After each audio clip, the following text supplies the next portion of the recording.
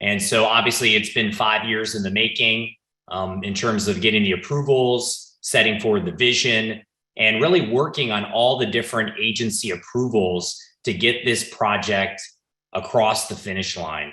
And we are as close as we've ever been. We only have a couple of votes to go. And in spite of the fact that we're facing several lawsuits, I think we have plans to hopefully work through that in a positive way. And we think we can realize this incredible vision for Oakland, for the A's, and for the entire Bay Area, because this is one of the largest projects in the history of the Bay Area, over $12 billion on the waterfront.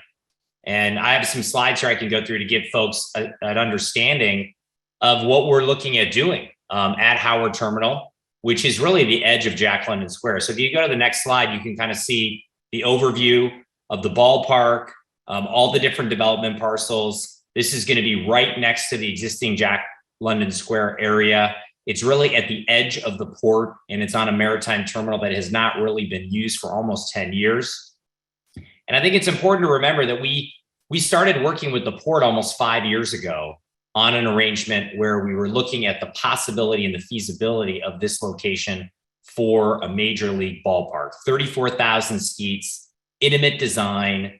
Really, the seating bowl is very similar to Fenway Park in Boston, which is largely regarded as one of the best stadiums in all of baseball. But on top of that, we've added a rooftop park, kind of like the High Line in New York or Salesforce Park in San Francisco, a park that will be open all days of the year. And it's going to be an incredible amenity for Oakland. People will travel in regionally to come to this waterfront location.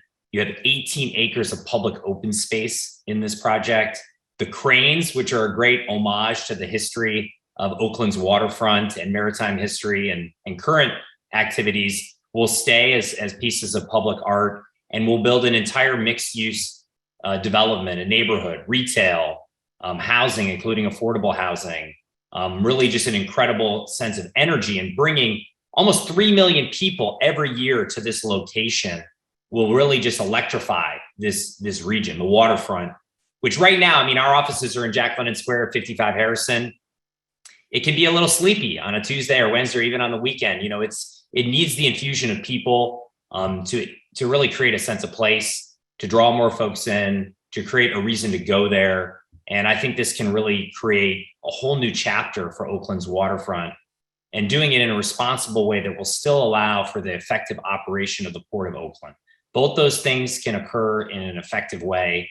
And we've worked very closely with the port, with the maritime community, to establish certain guidelines and seaport compatibility measures, things like allowing us to expand the turning basin, which is adjacent to the actual location, having a buffer zone for housing closer to the port activity, and really having a transportation plan with a lot of offsite infrastructure that the city as well as the state is going to be investing in. Long overdue deferred maintenance on this part of the city that can have a tremendous positive impact beyond even the four corners of Howard Terminal. That's going to help all of Jack London, downtown, Chinatown, West Oakland, and it can do it in a very responsible and effective manner. So this is the vision. You can kind of see, you know, this incredible view of San Francisco. Obviously, it'll be sunny. The East Bay has great weather. You know, you see the rooftop park, and really an incredible showcase of baseball on the waterfront. It's in many ways like a Sydney Opera House type design. And one of the cool things is we actually got a designer, Bjarke Ingels from Denmark, to design the actual stadium. He had actually never even been to a baseball game when we first hired him to design it. And we wanted him to look at baseball through almost like an anthropological lens and understand why people attend games, how they come to the waterfront. He had done a lot of waterfront development in Europe and in New York. And I think he's created something that's truly unique and will once again put the Oakland waterfront on the map. So you can go to the next slide. As you can see from the water, you know, an incredible facade. You can see right into the action, incredible video board, you know, really an amazing location. The parks around the actual stadium, like I said, 18 acres of public open space. This is a location now where people can't even go. It's all fenced off. You know, it's just a parking lot. And to open that up for any member of the public, especially folks in West Oakland who haven't really had access to the waterfront, is one of the important environmental sustainability aspects of this project. And it's important to remember that this project, AB 734, state legislation, has the highest level of environmental standards, probably in the history of a project, certainly in the Bay Area, maybe in the state. And so we're going to have greenhouse gas neutrality, LEED Gold standards, local offsets to improve the air quality. And so it's just going to be a very green project, and one that hopefully can be really an example for other projects in the entire country. And suffice it to say, it's right on the water. People ask about sea level rise. We're going to be investing millions of dollars to raise the site almost 4 feet to ensure that this will actually be a location that's viable for hundreds of years. Next slide. This is actually some of the public open space. You can actually see right into the ballpark, kind of like Oracle Park in San Francisco, where you have the areas you can look in. But this is actually even more pronounced. Maybe it's a little like Cheapskate Hill at Cal Berkeley at Memorial Stadium. But this is going to be an area where people can actually come and spend an inning or two, look in.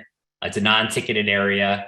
And it's just very unique to have that connection between the community, between the actual open space and the ballpark and the action and things that are happening on the field. So we're really proud of that. I think it's a really unique aspect of what we're doing. It's a great community benefit, and I think it will provide a real reason to go to the waterfront. Next slide. This is the magnificent, kind of nighttime view. You can see Broadway just lit up as a key artery. There's going to be a bus-only lane that connects to a transit hub that'll be actually constructed next to the ballpark. And so there's just going to be a lot of very positive transportation improvements that come with this project that will actually benefit Oakland, beyond just the ballpark itself. And, that'll be an important catalyst for other economic development, jobs, and other, housing and things like that that can be built in the whole Jack London Square and downtown area. But that's really just an incredible shot there. I love that one. You can go to the next slide. So like I said before, here's some of the highlights. We got a privately financed ballpark. It's all private money going into the ballpark itself.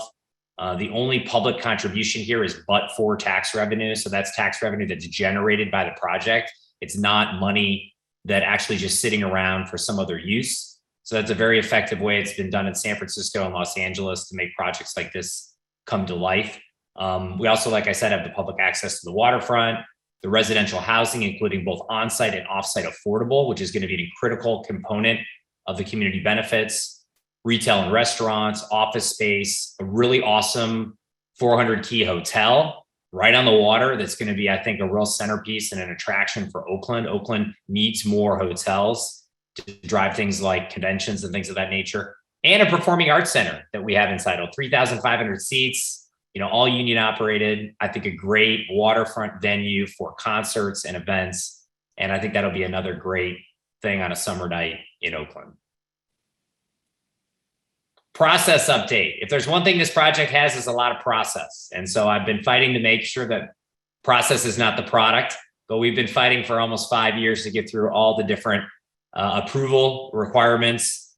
We've had 3 state bills pass the state legislature. We have an exclusive negotiating arrangement and economic arrangement with the Port of Oakland that passed back in 2019. The Port Commission, we started a race and equity-based community benefits process, which is the only one I've ever seen in the country, which I think is a great way to ensure that the entire community's voices are heard.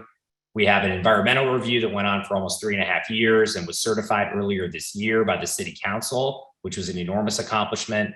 And we just had a very positive staff recommendation on our Bay Conservation and Development Commission approval just actually yesterday. So we're moving forward and we're very close to a final approval. We need that Bay Conservation and Development Commission final vote on the 30th of June. And we need the City Council to certify a development agreement with a community benefits package. And those are really the 2 final hurdles to get this project approved politically and actually in a place where we could move forward and break ground.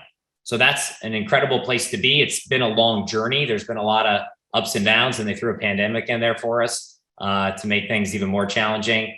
But we are very close to seeing if this can happen, and we're very hopeful that we can get a positive vote of the City Council this summer.